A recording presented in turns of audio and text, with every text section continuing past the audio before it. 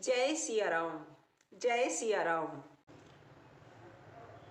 बाल कांड से अगला कांड अयोध्या कांड है। अयोध्या कांड में शिव की वंदना के साथ श्री राम की वंदना तुलसीदास जी ने की है।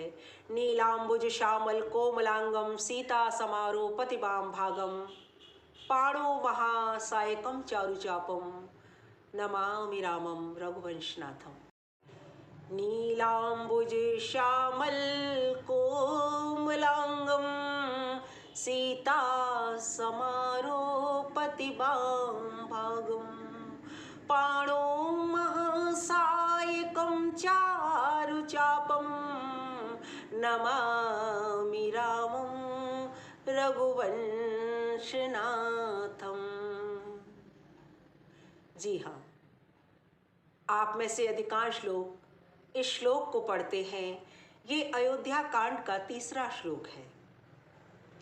अयोध्या कांड की कथा बहुत विस्तृत नहीं है। जब राजा दशरथ चारों वधुओं को अपने घर ले आते हैं, उनके चारों पुत्रों का विवाह हो जाता है।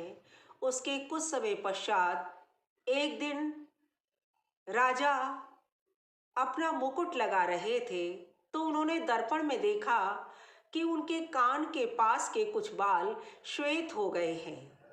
उन्हें लगा कि अब उन्हें अपना ये राज अपने पुत्र को सौंपकर इन राज के कार्यों से मुक्ति पा लेनी चाहिए। तभी उन्होंने अपने गुरु वशिष्ठ जी को बुलाया और उन्हें अपने इस विचार से अवगत कराया। गुरु वशिष्ठ ने देखा कि इस समय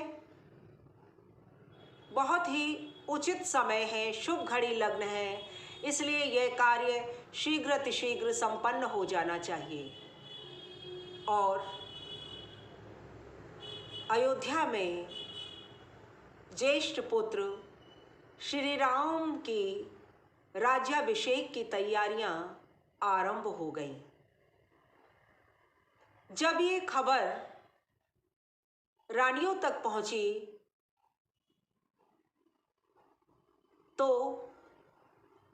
रानी कैकेयी, जिसे राजा बहुत अधिक प्यार करते थे, उनकी एक दासी मंथरा थी। उसके वाणी में सरस्वती आकर विराजमान हो गईं और फिर विनाश काले विपरीत बुद्धि, यही होता है। उन्होंने रानी से जाकर ये कहा कि देखो,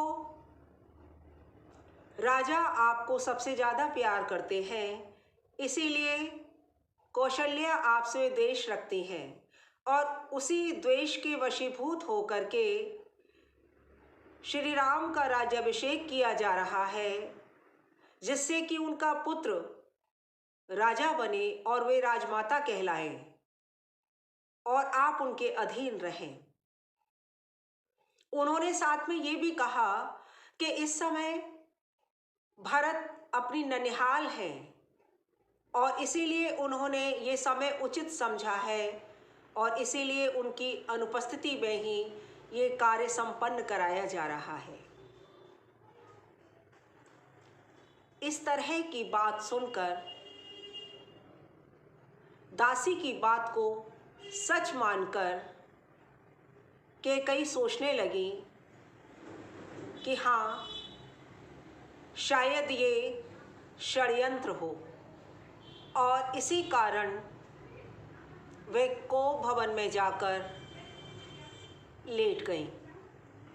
जब राजा महल में आए और उन्हें ज्ञात हुआ कि रानी कैकेयी कोप भवन में है, तो उन्होंने जाकर उनसे अनेकानेक अनुरोध किया, विनम्रता के साथ पूछा कि हे रानी, क्या कारण है कि तुम आज इतनी खिन्न हो? तो रानी ने कहा कि मेरी खिन्नता का कारण आप जानते हैं। उन्होंने कहा, नहीं प्रिय, मुझे नहीं ज्ञात कि तुम क्यों नाराज हो। तुम्हारे लिए तुम जानते हो कि मैं क्या नहीं कर सकता। तुम जो मांगोगी वह सब मैं तुम्हें दे सकता हूँ। तब रानी ने इसी बात को आधार बनाकर उनसे कहा कि अच्छा, आप मुझे वचन दीजिए। तब उन्होंने कहा कि मैं एक नहीं तुम्हें 2 वचन देता हूँ। और तब उन्होंने उन वचनों का दुरुपयोग किया और कहा कि ठीक है स्वामी, मेरा पहला वचन है कि श्री राम तापसी के वस्त्र पहनकर 14 वर्ष तक वन में रहें और मेरा पुत्र भरत अयोध्या का राजा बने।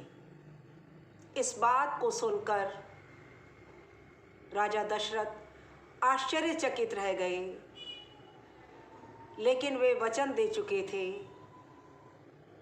और उनके कुल में यही रीति थी कि रघुकुल रीत सदा चली आई, प्राण जाए पर वचन न जाई। और राजा सोचने लगे कि यदि मैं वचन तोड़ता हूँ तो भी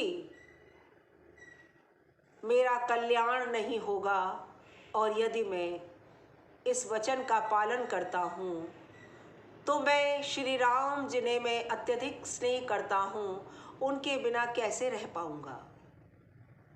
और इसी असमंजस में जब राम उनके पास आए तो वे राम को अपनी पीड़ा नहीं बता सके। तब उन्होंने माता कैकेयी से पूछा, हे माता, पिताजी इतने दुखी क्यों हैं?